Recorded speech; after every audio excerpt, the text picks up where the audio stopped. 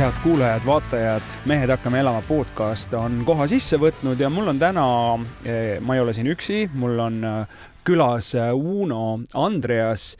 Tere! Tervist! Mehed hakkame liikuma. Mehed hakkame elama, hakkame liikuma ja hakkame tegelema ka erinevate asjadega. Sa tegeled väga põneva spordiga. Ma pean tunnistama, et ma ei tea sellest mitte eriti midagi. Mis see on see, mille järgi sind tuntakse? Oleneb, kes mind tunneb. Mind tuntakse mitme asja järgi ja ma ei saa ennast defineerida ainult ühe asja järgi, aga mitmed inimesed võivad mind tunda Tai-boksi poolest. Ja Tai-boks on siis Tai maalt pärit võitluskunst, mis aretati välja Tai sõjaväe jaoks. Kes guugeldab seda, siis Wikipeediast leiab, et selle leiutati selle jaoks, et kui relvad, kuulid saavad otsa, siis keha on relv ja väga palju erinevaid löögipindasid on Tai-boksis. Kui keegi teab boksi, siis on ainult nukid, kindad, millega võib lüüa, aga Tai-boksis on siis veel küünarnukipinnad ja põlvepinnad ja sääred, et väga palju erinevaid jutumärkides relvi, millega saab vastast tabada. Me räägime Tai-boksist kõigest veel pikemalt, aga me alustame sellest, et ütle, kust sinu enda lugu algab, milline perekond oli, kus sa tuled, kui palju oli teie peres liikumist, kui palju vaadati, et mida sööte, kui palju mõeldi selle peale, et elaks täisväärtuslikult ja elaks kaua? Kuule, ma ei arva, et mul oleks olnud väga tugev selline toidu või trennikultuur. Isa oli mul noorest peast krossisõitja, ta tegi kõvasti trenni, ma tean, aga nooruses, varases nooruses ei kasvanud temaga koos, ei olnud nagu väga palju kokkupuudet sellega, nii et ei olnud sellist otsest suurt trenniharjumust. Aga kuidas sa ise liikumise avastasid? Kas see oli juba lapsena või sa oled avastanud sellega vanemana, kuigi sa ei ole vana mees, sa oled 27. 27, jah. Kuule, ma arvan, et sa küsid õige küsimuse minu eluloos selles mõttes, et see, kuidas ma liikumiseni jõudsin, oli selline murdepunkt mu elus. Ma käisin enne muusikakoolis ja mängisin orkestris tuubat. Olin selline musikaalne ja selline loov poiss. Aga siis ühel nädala tööpäeva õhtul peale mu muusikakooli luusisin kooli ümber ringi ja siis ma sain, pikk lugu lühidalt, ma sain suurte poiste käest peksa. Ja siis ma sain aru, et ma väga palju selle kopsumahuga, mis mul muusikakoolis vaja oli, ei teinud midagi ära. Ja ma hakkasin vaatama, mis võitlussporditrennid minu kodu ümber on. Leidsin Tai-boksi, panin ennast kirja ja järgmine nädal olin juba Tai-boksi trennis. Nii et see oli enesekaitse, mis sind viis siis liikumiseni, hirm. Absoluutselt. Ja Tai-boksi ma ei liitunud ka otseselt selle mõttega, et ma tahaks nüüd väga sporti teha või mingisugune sportlik olla või mingisuguse visuaalse six-packi pärast, vaid just selle jaoks, et saada nagu hakkama endaga ja kaitsta ennast. Mis sellest tuubast sai? See on ka paras jurakas relv, sellega oleks võid virutada neile, nii et vähe pole. See on päris hea suur asi, jah. See roll mulle nagu meeldis, aga ei, siis mul jäi nurka. Jätsin muuskooli pooleli ja hakkasin trennis käima. Pagan küll. Võib-olla oleks sinust tulnud vabariigi parim tuubamängija. Võimalik. Aga täna räägime hoopis liikumisest. Ütle, milline see, ma ei tea, kui vana sa olid siis mingisugune teismeline, eks 13. No see on pärast siuke iga, kus koha peal tegelikult tänapäeval üldiselt haaratakse veibi järgi väga palju, käiakse hängimas, jõlgutakse kuskil, alkohol tuleb mängu, kõik on väga kättesaadav, jumal teab, mis kõik on kättesaadav. Sinu ajal tegelikult oli ka ikkagi tänavad olid täis igasugust sitta, vabandust. Aga kuidas ikkagi sinna liikumise juurde nagu pidama jäid, et sa täna räägid sellest? Kuule, trennis olid nagu ägedad poisid ees, kes andsid mulle peksa ja siis oli alati nagu see motivatsioon, et nagu no kurat, miks? Ja siis ma mäletan, ma tegin selle trenni ära, meil oli 1,5 tundi, siis ma jäin veel sinna saali, et teha omaette mingeid asju, korrata mingeid asju peas läbi või teha kätekõverdusi kas või. Siis läksin bussiga koju ja terve tee bussis sõitsin siis mingisugune 0,5 tundi Haaberstist Suurupisse. Vaatad bussis videosid, kuidas visata paremat haaki, kuidas visata vasakut haaki, kuidas kaitsta ennast mingist olukorrast ja siis nagu teedki peas iga kord märkmeid, lähed koju, veel mõtled selle peale. See on nagu suhteliselt suur asi, kui sa tunned, et mingi vend, olles temaga ruumis, kui ta tahaks, ta saaks sulle anda peksa. See on nagu see mõjus mulle väga tugevasti. Ma saingi sellest erinevusest aru ja siis ma tahtsin saavutada ka mingit kõrgemat enesekaitse taset, ütleme.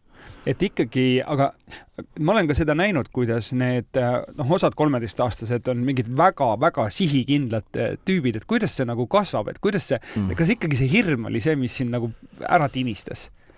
Jah, kindlasti jah. See oli sükene suur murdehetk. Mul oli peale seda kogemust, nüüd ma saan sellest julgesti rääkida, et ma olen selle nagu oma peas lahti mõelnud, aga siis mitmed aastad pärast seda oli see nagu hirmus kogemus, jah, et kui keegi võibki justkui minu eluga teha, mida ta tahab. See hirmutas mind ära, jah. Ja see oli minu jaoks see, aga ma näen tänapäeval ka oma trennis, ma annan lastele trenne 8-10 vanuseklass, 10-12 vanuseklass ja siis vanemad ka 13-17. Et on väga palju aineid, trennis isegi vahepeal garderoobis on meil olnud probleeme, kus poisid müüvad mingisuguseid e-sigarette ja asju ja tuleb sellelt kiiresti sabast kinni saada ja tulebki loota, et kas isa figuur või peres mingi muu figuur või trennis kas või treener või muu sportlane kõrval on nagu piisav eeskuju, et hoida neid eemal sealt. Sest olen ise ka käinud seal joomas ja pidu panemas kõik asju, aga õnneks see väga liiale ei läinud. Aga ütle, kuidas neid meie teismelisi poisse selle liikumise juures nagu hoida ja kuidas neid nagu motiveerida, et sa näed neid lapsi seal trennis ju erinevas vanuses, et mis see on, mis neid sinna meelitab ja hoiab ka, eks ju? Selle küsimusega ma maadlen iga päev, sest see peab olema kogu aeg uus. Eriti tänapäeval kõik need riilid ja kõik nii kiiret dopamiini saad oma telefonist kätte ja mingid e-sigaretid väljas ja kõik sellised asjad ja see peab olema iga kord uus ja sa pead neid nagu kõnetama teistmoodi iga trenn. Ma ei tunne, et sükse ühtlase olekuga see tuleks. Ma tunnen jah, et ma leiutan iga nädal midagi uut nende jaoks, et see oleks sükene fresh ja värske nende jaoks. Aga mida ma leian veel on see, et tihtipeale nendel poistel, kes seal on, puudub nagu tugev isa figuur ja seda ma saan ka neile nagu proovida anda, et ma ei suru midagi sellist muidugi peale, aga ma kogu aeg julgustan sellist vennastumist trennis, tiimi tunnetust trennis ja proovin nagu olla neile toeks siis ka nagu suuremalt kui lihtsalt see trenni formaat.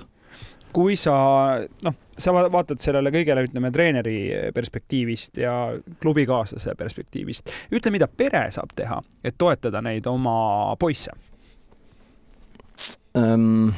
Käia kaasas, teinekord peale trenni tulla vastu või käia trenni vaatamas. Väga vähesed vanemad käivad trenni vaatamas ja ma saangi aru, et see võib olla nagu nende aeg või võib-olla nende tööaeg või nende oma aeg, aga siis tal ei ole aimugi, mis nagu poiss trennis teeb. Esiteks, mis harjutusi ta teeb ja teiseks, nagu, kuidas ta nagu pühendub sellele trennile, kas ta pingutab või mitte. Ja siis nad viiaksegi minu juurde nagu pikapäevarühma tihti peale ja kas nad on seal või ei ole või teevad või ei tee, vahet ei ole.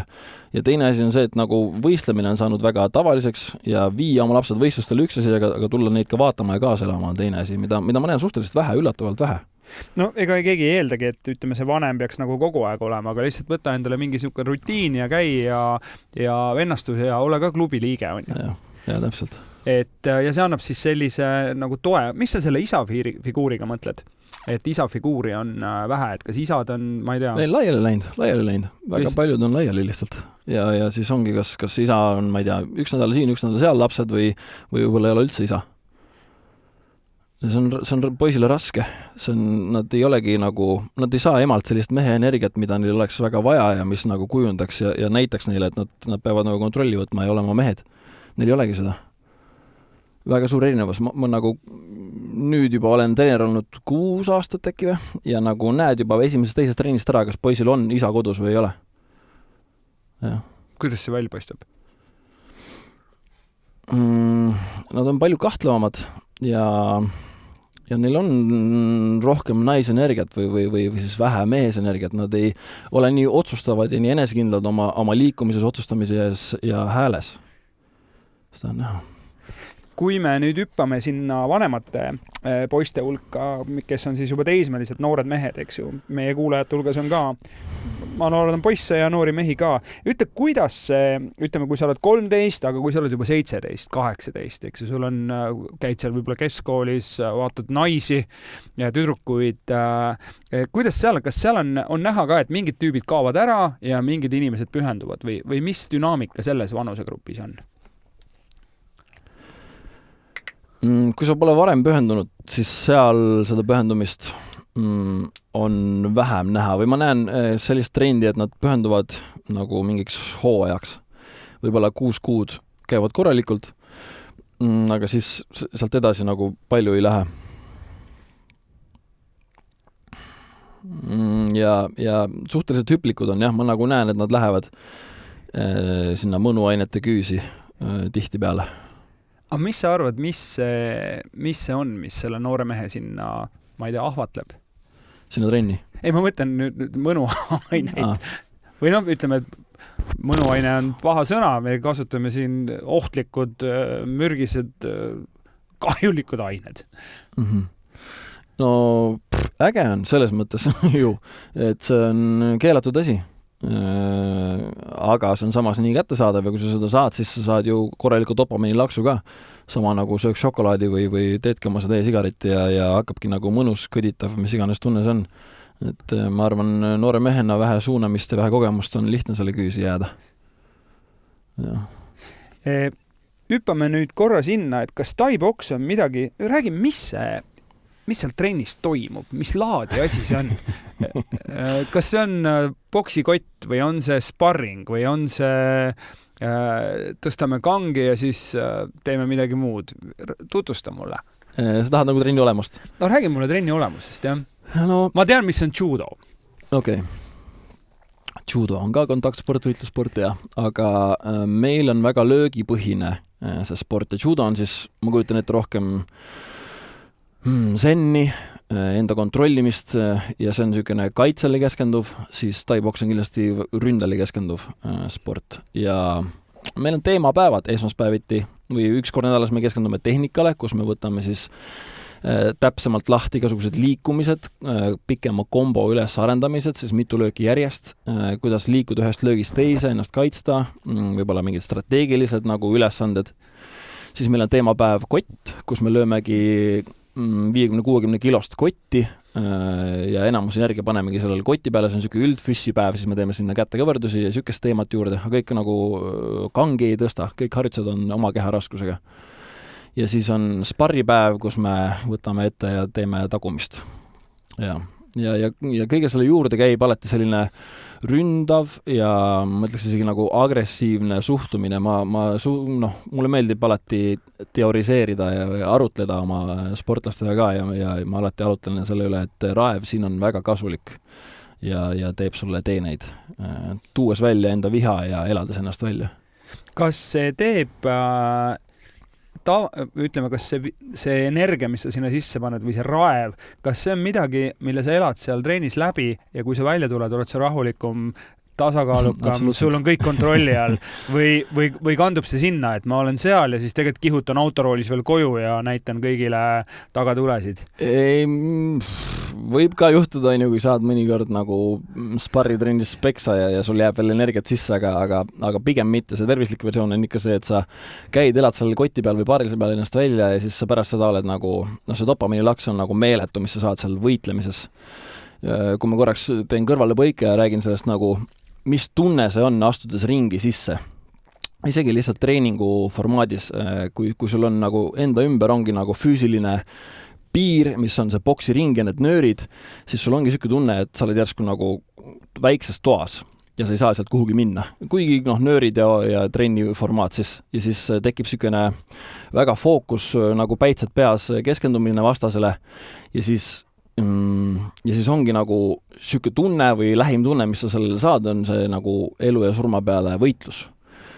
Kuigi see kestab 2 minutit, 3 minutit, oleneb, kui pikk see raundi aeg on, aga see on niisugune võimas tunne ja ongi ohtlik ja ongi ärevus ja on igasugused mõtted, et miks ma teen seda ja kas ma peaksin olema ja miks mul on valus ja kas tal on valus ja kõik sellised küsimused käivad su peas, aga kui sa juba nii palju mõtled, nagu ma praegu rääkisin, siis see on juba hilja, sest tegelikult seal sees olles sa peaksid keskenduma nagu voolama, sa ei peaks enam midagi mõtlema, see on see flow state.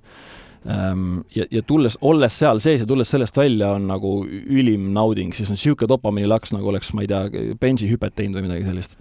Aga see on ikkagi selline nagu keha ja vaim ja tähelepanu ja mingid hästi kiired ühendused keha, kus tuleb kõik unustada. Saan ma õigesti aru? Nii, aga sa tuled sealt välja, sa teed seda kõike, sa tunned seal, ma ei tea, võib-olla siis õnnestub hästi sooritada see matš või see vastasseis. Aga mis saab siis, kui sa jätad selle trenni, sa oled sellest läbi tulnud, et kui sa tuled välja, mis sinu vaimus toimub? Vaimus on rahulolu. Tavaliselt on rahulolu. Ma olen seda alaga tegelenud nüüd juba 15-16 aastat ja see on nagu imeline nauding pärast seda. Et ma arvan, et jõuda selle flow state'ini, selle voolavuseni sparris on nagu omaette muusikaga tantsida või peegli ees tantsida nagu üksi. Et kui sa suudad seda teha, siis on see sama tunne nagu sparris. Sa kaotad oma keha ära ja sa lihtsalt, ja sa ei mõtlegi, sa ei küsi küsimusi või et kuhu ma peaks lööma või kuidas ma peaks ründama või mis on, sa lihtsalt nagu voolad, sest sa näed juba neid variante. Et ma arvan, et alustajale läheks 2-3 aastat, et jõuda sinna ja siis on ülim nauding on see sparring. See kõlab väga hästi. Teeme ühe asja selgeks, kas kaitsmed on peas? Ma näen, et sul nina on suhteliselt nagu okei. Ma ei tea, oled saanud? Ei ole. Ja mul ninaluu murd oli, siis ma käisin nina opil ka, siis ta on enam-vähem... No praegu on enam-vähem veits hoia peal. Aga no kõigil on veidi. Aga räägi, kas on kaitsmed peal? Kas peab muretsema, et lüüakse ninaluu puruks ja ma ei saa televisioonitööd enam teha? Inimesed vaatavad, mis toimub. Võib-olla sa annab juurde, oleneb, mis saateid sa teed.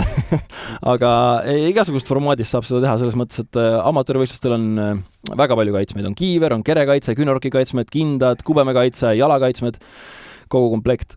Siis on semipro, kus sul on natukene vähem kaitsmeid, kerekaitset ei ole ja vist kiivrit ei ole ja siis on proff, kus sul on ainult kindad käes ja sa võid põlvega lüüa pähe ja küünarnukiga pähe igale poole, et see on nagu... Millist sina harrastad? Ma olen teinud siis semiprosid, jah. Okay. Amatööri ja semiprosid, proff ei ole teinud. Ei ole veel jõudnud? Ma panin oma võitlemiskarjääri maha. Ma sain 2 korda Eesti meistriks, millele ma olen väga uhke. Ja siis ma sain 2 korda Eesti meistriks ja ma sain aru, et see ei ole nagu see koht, kuhu ma tahan enamus oma energiat panna. Enam.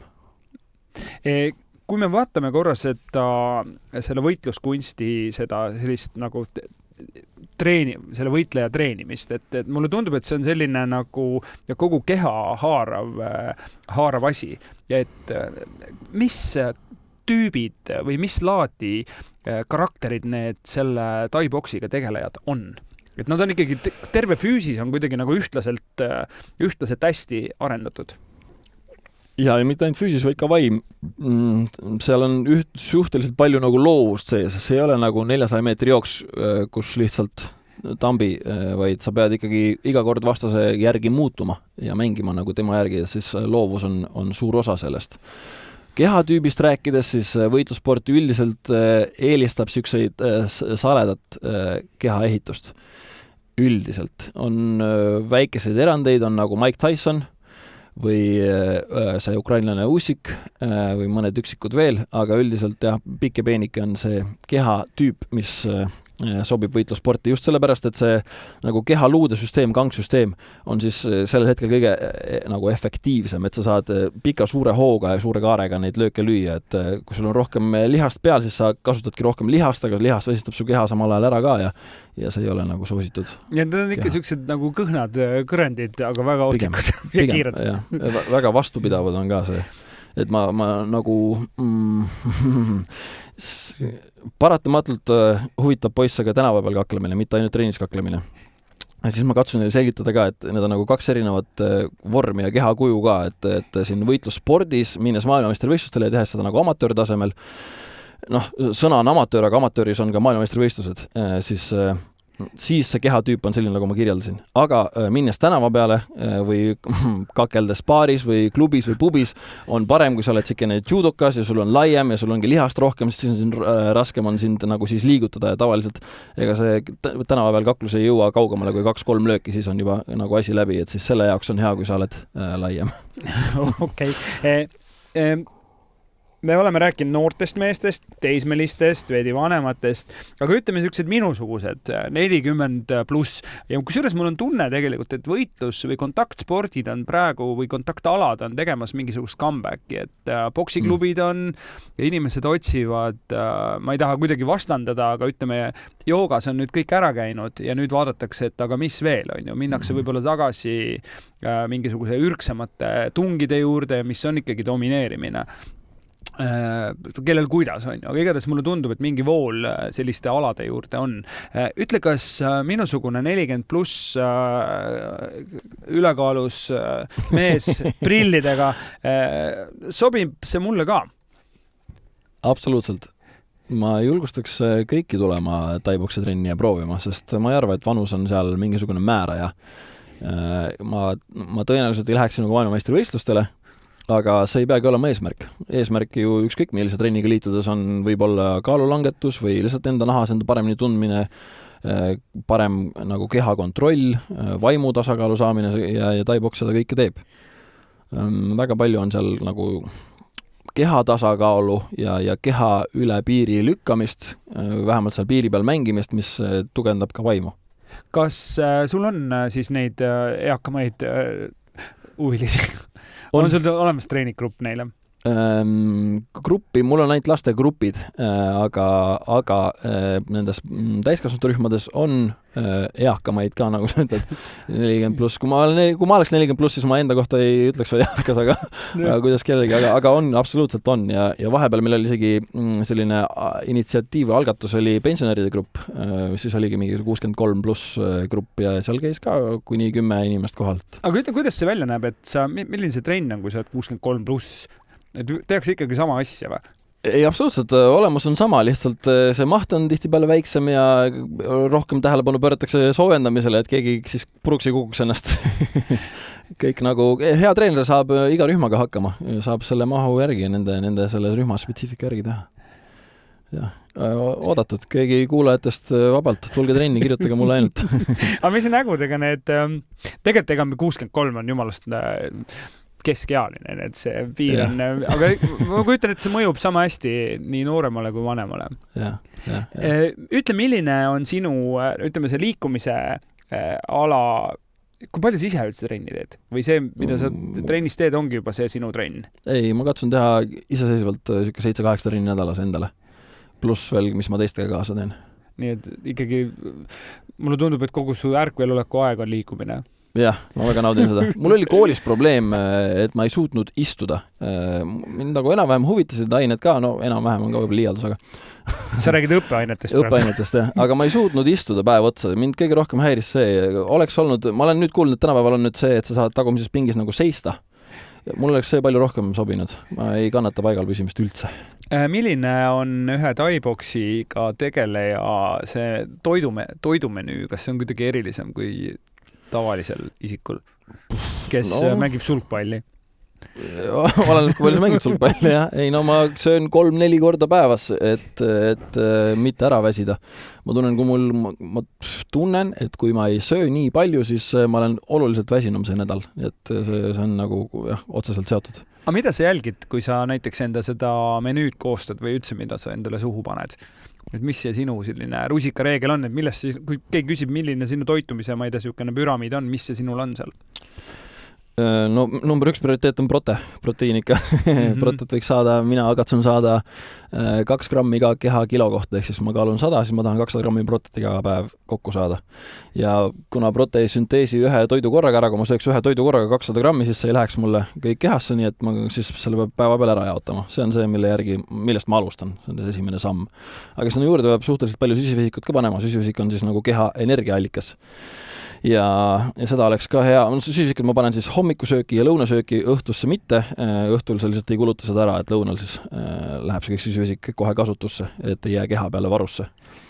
Ja siis ma jälgin muidugi seda, et see ei oleks väga töödeldud. Mida vähem töödeldud, seda parem. No ütle üks hea lõunasöök. Mina panen 5 muna, siis mingisuguse liha sinna juurde või kala, kas kana või liha või kala, vahet ei ole. Siis ma panen sinna mingisuguse salativormi, mingi tomati või kurgi ja tõenäoliselt lõunal mingisuguse väikse magustoiduga nagu jogurti või banaanid või midagi sellist. Aga sa oled ikka väga metoodiline spordimees. Ma kujutan ette, kui mina sellise koguse ära sööksin, siis seda oleks liiga palju. Oleneb päevast, See ei pea olema päeva lõikes üldse toitumine ja magamine, kõik asjad käivad nädala või isegi kuu lõikes, ma leian. ja võib-olla isegi nagu aasta lõikes. Talvel on oluliselt vähem sellist nagu pakatavat energiat kui suvel. Nii et sa ikkagi nagu, sa ei vaata seda nagu ühe toidukorra lõikes, vaid sa vaatad, et ma ei tea, mingisugune, et selle nädalal oleks see asi nagu tasakaalus või kuu jooksul siis. Ja, absoluutselt. Aga kas ütle, kui sa mõtled oma nende noorukite peale, keda sa treenid, kui palju nad selle kohta tahavad teada ja kas on ka mingisuguseid, on see neile oluline või on see niisugune asi, milleni nad pole veel jõudnud?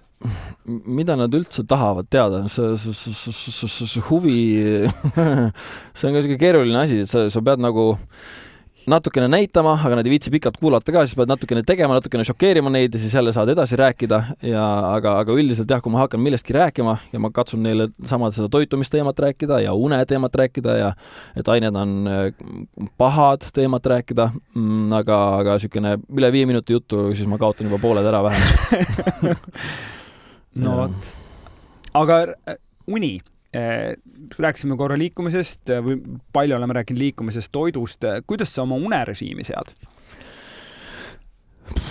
Sellega on olnud praegu keeruline või ma ütlen selle kohta lock-in, see on niisugune trendisõna, aga ma suutsin väga edukalt teha eelmisest sügisest eelmise kevadeni lock-in'i, niisuguse režiimi sisse minna, kus ma läksin kell 9 oli äratus, siis ma panen nagu 9 õhtul oli äratus, kus ma panen telefoni ära ja alustan unerežiimiga. Ma pesen hambad, ma võib-olla loen natuke, ma panen järgmise päeva asjad valmis, et kui ma ärkaksin, siis ma panen riided selga ja saan kohe kodust välja minna. Ja siis ma ärkasin ka iga päev 6 või 7. Aga nüüd peale seda viimast suve mul on olnud raske sellesse režiimi sisse minna, aga mida ma kindlasti katsun öö jooksul jälgida on see, et ma saan 8 tundi und. Aga parem on ikkagi samal kellaajal kogu aeg magama minna ja ma praegu püüdlen selle poole, aga sügis on niisugune sisseelamine sellesse režiimi.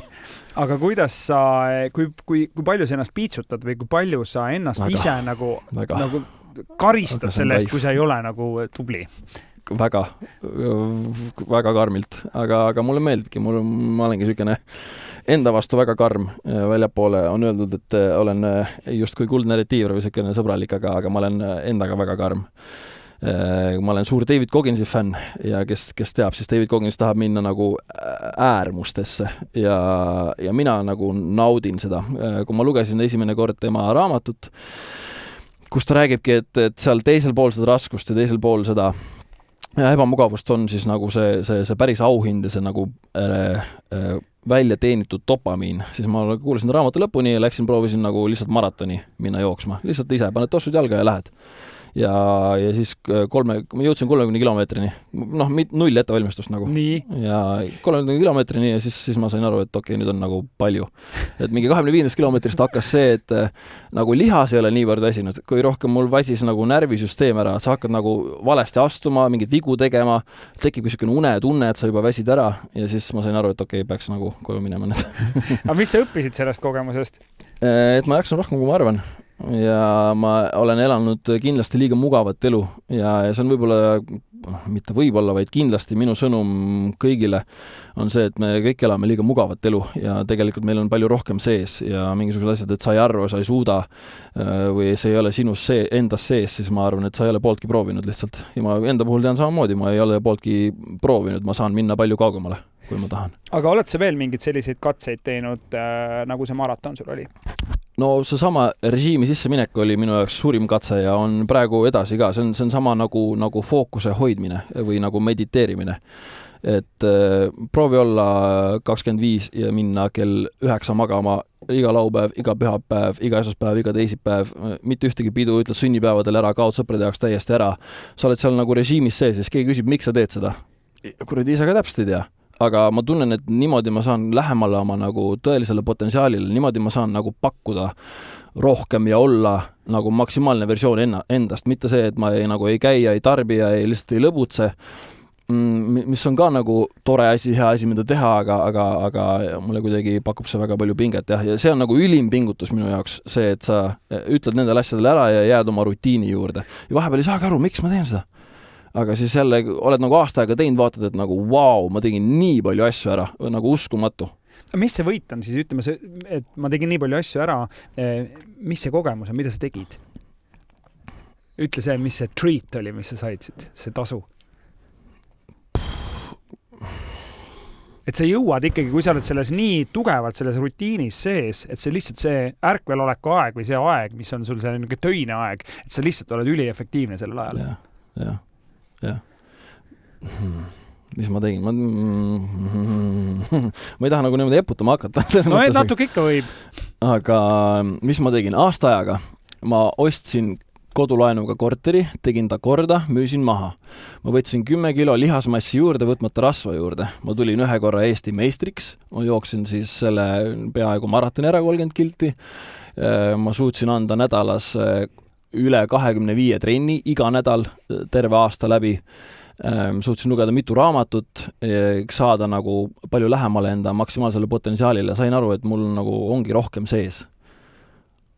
Palju uusi tutvusi. See oli, ma arvan, parim aasta mu elus siiamaani.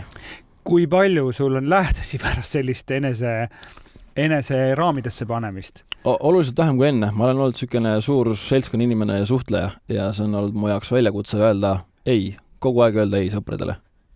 Kuidas ütled sünnipäevale ei nagu? Aga mul on rutiin, ma ei taha minna. Väga põnev. Jah. Aga need võidud, mida sa praegu just loetasid, on siis see tasu, mis sa oled saanud selle eest. Ja ise neid välja tuues, siis praegu tundub see nagu just kui vähe. Aga ma arvestan sellega, et ma olengi noor mees ja ma peangi praegu oma aja vahetama lihtsalt põhimõtteliselt kogemuse vastu. Et kogemus ja mingit finants suuremat kasu ja mingisuguseid päris nagu tulemusi. Ma kujutangi ette, et 30-ndates, 40-ndates hakkab nagu see mingisugust päris tulemust sealt tulema. Ja. Aga kas sa praegu oled selles samas kella 9 rutiinis sees? Ma katsun sinna poole minna, aga ei ole veel nii. Me käisime just näiteks Abu Dhabis MM-il enda võistlejaga ja siis ka natukene ikkagi nihkub see rutiin. aga iga päev tunni aja kaupa ma lähen sinna lähemale. Aga kas sa näed, et see on see süsteem, mis toimib ka või et sa näed, et sa kasutad seda ka, ma ei tea, 10 aasta pärast, 20 aasta pärast või see on pigem nagu, et praeguses hetkes sa tunned, et see on sulle vajalik, et see on see, mis praegu töötab, tuleviku peale sa niivõrd ei mõtle? Üks päev korraga, jah, absoluutselt. Ma tunnen väga järjepidev, aga ma ei usu, et see rutiin jääb 10 aasta pärast ka selliseks. Ja, kindlasti on hea nagu enam-vähem regulaarsel ajal magama minna ja tõusta. See teeb kogu elu palju lihtsamaks ja sa jääd kiiremini magama, sa tõused kiiremini üles, aga mitte nii range rutiin. Praegu mulle meeldib väga pitsutada ennast. Aitüma, et sa tulid jagama oma kogemusi ja ma loodan, et kuulajal oli sellest inspiratsiooni. Minge proovike Tai-boksi. Kui on vähegi huvi, et ärge kartke, et see on turvaline ja igavesti säärtsakas ala. Ma loodan, et sa saad saavutada seda, millest sa unistad, aga mul on sulle siia lõppu üks küsimus, mida ma kõigilt meestelt küsin. Mida teed sina oma vaimse ja füüsilise heaolu tagamiseks ja tasakaalu hoidmiseks? Mis see sinu retsept on, Uno? Mida teen mina vaimse ja füüsilise tasakaalu hoidmiseks? Nii, ma loen uuesti. Mida teed oma vaimse ja füüsilise heaolu tagamiseks ja tasakaalu hoidmiseks? No nagu siit jutust kõlama on jäänud, siis ma arvan, et oma vaimse füüsilise tasakaalu jaoks ma kõige rohkem teen liikumist ja võib-olla radikaalne minust, aga ma arvan, et enamus vaimsete probleemide vastus on liikumine, füüsiline liikumine. Ja ma arvan, et seda on liiga vähe. Ja enne kui arst, psühhiaater või kes iganes kirjutab välja sulle rohu, ta võiks panna sulle trenni. See oleks nagu esimene samm ja kui sa oled 2 nädalat, 3 nädalat trennis käinud ja siis pole paremaks läinud, siis sa võiksid uuesti moodi tagasi minna. See oleks nagu minu arust loogilisem lahendus või lähenemine sellele. Nii et trenn kindlasti teeb mind palju rahulikumaks. Tõenäoliselt mul oleks mingisugused vihaprobleemid, kui ma ei käiks seal. Mul on väga palju viha sees. aga see ei saa olla ainus pool sellest. Ma tunnen, et